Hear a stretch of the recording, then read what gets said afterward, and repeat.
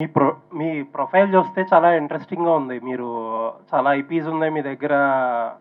Home grown కా ఇవి comics ఉన్నాయి మీ దగ్గర. అండ్ యూ ఆర్ ఇంటూ చాలా చిల్డ్రన్ ఎంటర్‌టైన్‌మెంట్ ఛానెల్స్ కూడా రన్ చేశారు.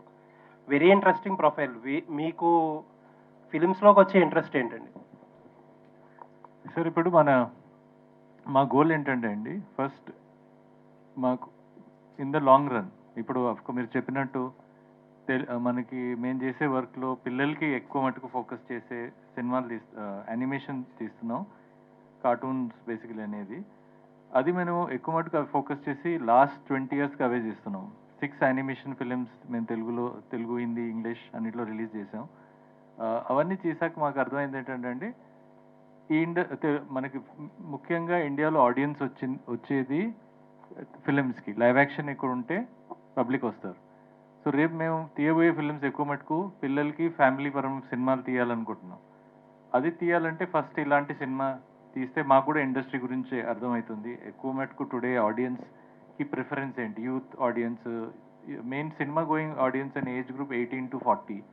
ఈ ఏజ్ గ్రూప్లో ఎలాంటి సినిమాలు చూస్తున్నాం ఇవన్నీ రీసెర్చ్ చేసి వి ఫెల్ట్ ఇలాంటి జానర్ విల్ బి బెస్ట్.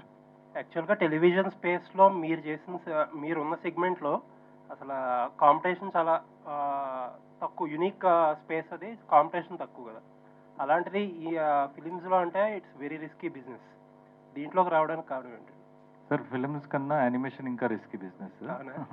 అది ఎందుకంటే యానిమేషన్లో ఆల్మోస్ట్ మా ఆఫీస్లో 700 మంది పనిచేస్తున్నారండి. ఎనీథింగ్ ప్లాన్ అటు ఇటు అయితే 700 మంది ఫ్యూచర్ మీద డిపెండ్ అయ్యే ఇది. సో అందుకనే మేము చాలా డీప్గా ఆలోచించి వి థాట్ ఇలాంటి మనం ఈ ఇండస్ట్రీకి వస్తే బలంతో రావాలి, లాంగ్ టర్మ్ ఉండాలి అనే వచ్చాము. అండ్ ఇవాళకి ఉన్న if definitely any business is risky అండి. ఫిల్మ్ బిజినెస్ అయినా కానీ ఏదైనా రిస్కీయే. ఇప్పుడు మాకున్నది నాలెడ్జ్ ఎక్కువ మటుకు క్రియేటివ్ ఫీల్డ్లో ఉన్నాం కాబట్టి మేము from creative people especially writers, టెక్నీషియన్కి మాకు చాలా గౌరవం, రెస్పెక్ట్. యాక్టర్స్కి అందరికీ. ఎందుకంటే వాళ్ళు పడే కష్టము అందరికి అర్థం కాదండి. And we needs people.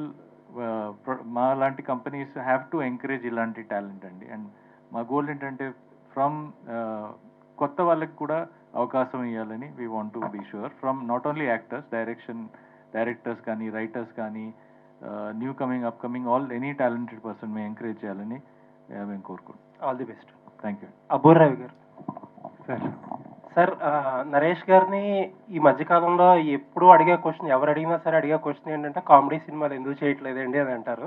ఆయన చెప్పే ఒక ఆన్సర్ ఏంటంటే, జనాల్లో సెన్సిటివిటీ అనేది బాగా పెరిగిపోయింది. ఇప్పుడు ఈజీగా మనోభావాలనేవి హర్ట్ అయిపోతున్నాయి.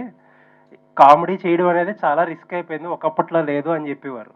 ఇలాంటి స్క్రిప్ట్ రాసేటప్పుడు, డైలాగ్స్ రాసేటప్పుడు ఎలాంటి కేర్ తీసుకున్నారు?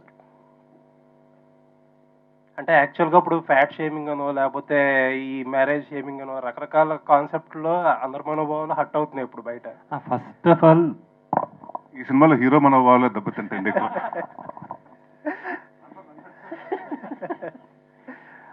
మేమిద్దరం కూర్చున్నప్పుడు అసలు అలాంటివి లేకుండా ఫన్ ఎలా చేయాలి అన్న దాని మీదే ఫస్ట్ ఎక్సర్సైజ్ చేశాం. అండ్ చాలా సెన్సిటివ్గా చిన్నది ఏదైనా ఒక సిచ్యువేషన్ క్రియేట్ చేస్తే దాంట్లో వచ్చే ఫన్ వేరు. మోర్ దాన్ ఏ డైలాగ్, ఒక సిచ్యువేషన్ ఉంటే ఆ సిచ్యువేషన్లో ఎలాంటి మాట అయినా పలికేస్తుంది, చిన్న ఫన్ క్రియేట్ చేసేస్తుంది. అలాంటి సిచ్యువేషన్స్ ఈ కథలో ఉంటాయి కాబట్టి మాకెంత కష్టం అవ్వాల. కాకపోతే కొత్త ఏంటి అన్న ఒక్క పాయింట్ దగ్గర ఎక్కువ ఆలోచించాం, ఎక్కువ వర్క్ చేసాం. నరేష్ గారు,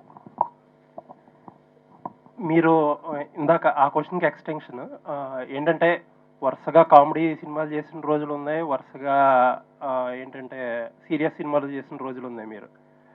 ఒకటి ఏంటి మంచి స్ట్రాటజీ ఏంటని ఏదన్నా ఐడియా వచ్చిందా మీకు? అంటే ఎక్కువ సీరియస్ సినిమాల మధ్యలో అప్పుడప్పుడు కామెడీ సినిమాలు చేయడం కరెక్ట్ స్ట్రాటజీయా? కామెడీ సినిమాల మధ్యలో అప్పుడప్పుడు సీరియస్ సినిమాలు చేయడం కరెక్ట్ స్ట్రాటజీ అనుకుంటున్నారా? అలా అని కదండి, ఎక్కువ ఒకటే చేస్తే మీరే అంటారు ప్రతిసారి. అంటే నేను దాదాపు అంటే 50 సినిమాలు చేశాను. నాంది బిఫోర్ వరకు అన్ని కామెడీ సినిమాలు చేశాను. ఏంటంటే ఇప్పుడు డిఫరెంట్ సినిమాలు ట్రై చేయరా, కొత్తగా చేయరా అని మీరే అడిగారు అప్పుడు.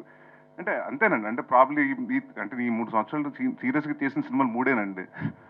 అదేదో నేను అంటే టైం తీసుకున్నాను కానీ సంవత్సరం ఉంది. కానీ జనాలకి అంటే మనందరికీ ఏంటంటే తెలియకుండా ఆ నాంది తర్వాత నేను ఒక 5-6 సినిమాలు సీరియస్ సినిమాలు చేశాను అన్న ఫీలింగ్ వచ్చింది. సో చాలా మంది అడుగుతుంటారండి. బట్ అదే నేను అప్పుడు చెప్పింది ఇప్పుడు చెప్తానండి. ఇవాళ కితకితలు అన్న సినిమా ఇవాళ తీస్తే బాడీ షేమింగ్ అంటారు.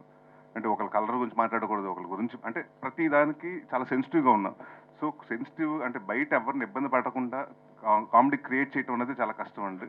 సో అందుకనే టైం తీసుకుంటున్నాను. కామెడీ స్క్రిప్ట్లో I'm always ready to do comedy. అంటే నాకు ఇన్ఫ్యాక్ట్ సీరియస్ సినిమాల కంటే కామెడీ సినిమాలు అయితే నెంబర్ ఆఫ్ డేస్లో తక్కువలో కూడా అయిపోతుంది.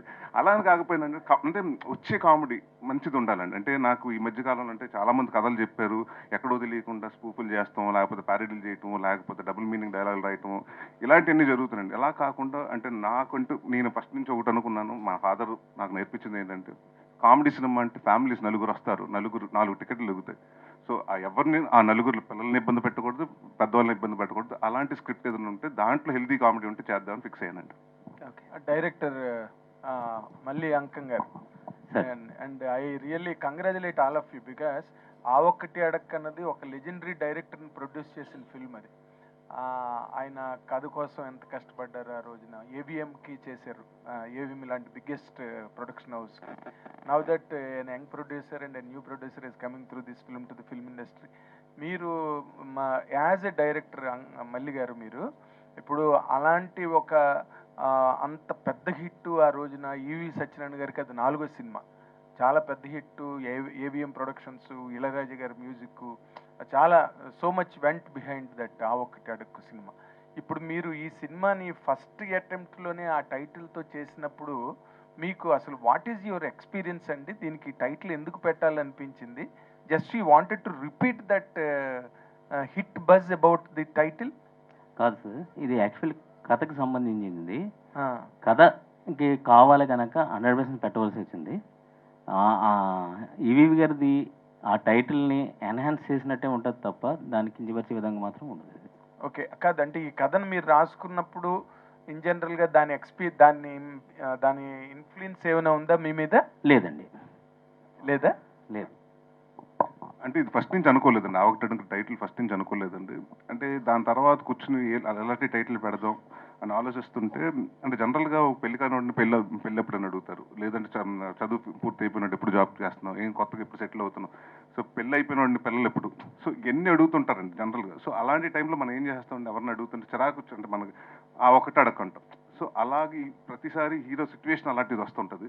సో దానికి రిలేటెడ్గా ఉంటుందని పెట్టాం కానివ్వండి, లేకపోతే క్యాష్ చేసుకుందాం ఇంకో ఉద్దేశం ఏమి మాత్రం లేదు. ఓకే ఓకే, అంటే ఇప్పుడు ఇందాక మీరు ఒక మాట అన్నారు, అందులో ఆ ఒక్కటి అడుక్కు సినిమాలో అందులో సెటిల్ అవ్వకుండా పెళ్లి చేసుకోవడం కానీ అదొక ప్రాసెస్, ఇందులో సెటిల్ అయి పెళ్లి అవ్వకపోవడం అనేది ఒక ప్రాసెస్ అని చెప్పి చిన్న కంపారిజన్ లాంటి డిఫరెన్స్ చెప్పారు మీరు ఈ రెండింటికి మధ్య ఉన్నది. సో ఈ రెండింటికి మధ్యన వాట్ యు రియల్లీ లైక్ అండి? ఇప్పుడు ఈ కంటెంట్ నచ్చిందా, లేకపోతే ఆ కంటెంట్ చేస్తే బాగుండి అనిపించిందా మీకు? ఆ ఒకటి అడుక్కు, జంబలేడు బొమ్మలేడు సినిమాని ముట్టుకోకూడదండి ఇప్పుడు. ఎందుకంటే నన్ను చాలా మంది అడిగారు, మొన్న కూడా ఈ మధ్యన ఎవరు వచ్చి జంబలేడు బొమ్మ మళ్ళీ చేస్తే బాగుంటుంది అన్నారు. అంటే ఇన్ని క్లాసిక్స్ అండి. సో అంటే చాలా జనాలకు ఇష్టపడిపోయారండి. అంటే అలాంటి క్యారెక్టర్స్ ఉంది ఇప్పటికీ. జంబలేడు బొమ్మ మన బ్రహ్మానందం గారు మేము ప్రతిరోజు నేను చూస్తుంటానండి. సో ఒక్కసారి ప్రేక్షకులకు అంత వెళ్ళిపోయిన సినిమాలు మనం ముట్టుకోకూడదండి. సో అలాంటిది కాదు కానీ, బట్ ఒక టైటిల్ అంటే ఇదివరకు నేను కూడా అహనాపల్లి అంటని రాజేంద్ర ప్రసాద్ గారి సినిమా పెడతాం జరిగింది. గమ్యం శ్రీకాంత్ గారి సినిమా కూడా ఉందండి, మళ్ళీ మా గమ్యం పేరు పెడతాం జరిగింది. సో ఈ సినిమాకి బాగుంటుంది టైటిల్గా పెడతాం జరిగింది కానీ ఇంకా వేరే ఉద్దేశం లేదండి. ఓకే, అబ్బుర్ రావు గారు, ఇప్పుడు ఈ సినిమాకి ఎల్బి శ్రీరామ్ గారు డైలాగ్ రాశారు దానికి అప్పుడు, బట్ ఈవి సత్యనారాయణ గారు చాలా వరకు చెక్కున్నారు. And he has also encouraged L B Sriram గారికి ఆ స్కోప్ ఇచ్చి రాయడానికి. అవన్నీ కూడా ఒక మార్కింగ్, చాలా ఒక న్యూ వెర్షన్, న్యూ కాయినింగ్, ఆ డైలాగులన్నీ చాలా విచిత్రంగా జనాలను ఊపేసేశారు ఆ ఒక్కటి అడుక్కు సినిమాలో. ఇందాకలా మన యాంకర్ అనుష్ గారు, మంజుష్ గారు కూడా చెప్తున్నారు. ఇప్పుడు మీరు ఏమైనా న్యూ వెర్షన్ ఏమైనా పట్టుకొస్తున్నారా ఈ డైలాగుల్లోని? కాయినేజెస్ కానీ, లేకపోతే ఆయన మార్క్, చిన్న మార్క్, ఈవి సత్యనారాయణ గారి మార్క్ కనిపించేటట్టుగా? ఆయన చెప్పింది నేను చెప్తాను. ఆయన స్టైల్ని టచ్ చేయకూడదండి. ఈవి గారిది ఒక ప్రత్యేకమైన శైలి. అంటే ఆ స్పాంటేనిటీ కానీ, నాకు హలో బ్రదర్ కానీ, ఇంకోటి కానీ, అంటే గోడ మీద నాగార్జున గారు ఎక్కుతారు, అల్లుడు గారు అంటే, అల్లుడు గారా అయితే మామగారు, ఇది ఎవడు రాయలేడండి. ఆయన శైలి పట్టుకోవాలనుకోవడం చాలా తప్పు. ఎందుకంటే అది టైగర్ అది, అంతే. మనం తోలు కప్పుకోవాలి, తోలు ఎప్పుడు కప్పుకోకూడదు. ఈ సినిమాకి పర్ఫెక్ట్గా ఎంత కావాలో అంతే రాసాం. ఆయన శైలిని టచ్ చేయడానికి ట్రై చేయలేదు. ఈ సినిమాకి కావాల్సిందే రాసాం. Okay, thank you. Yes, Faria is here finally. Madam, please welcome. Oh, madam, wait చేస్తూ ఉన్నాము. సో ఐ థింక్ మనం Q&A కంటిన్యూ చేసే ముందు మీరు కూడా చెప్పాలనుకున్నది చెప్పేస్తే you can join the Q&A కదా. So we would like to hear from you about the film and your experience. We have watch the teaser and we loved it. So we would want to hear from you.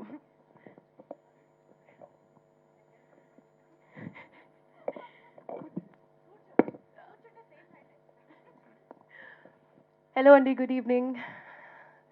Thank you so much for being here today. చాలా late అయిపోయినా తెలుసు నాకు, shoot నుంచి వస్తున్నా. So forgive me. Good to see you all. చాలా రోజులు అయినాయి. I think ఒక 1 year తర్వాత నేను మళ్ళీ ప్రాసెస్ స్టార్ట్ చేస్తున్నా.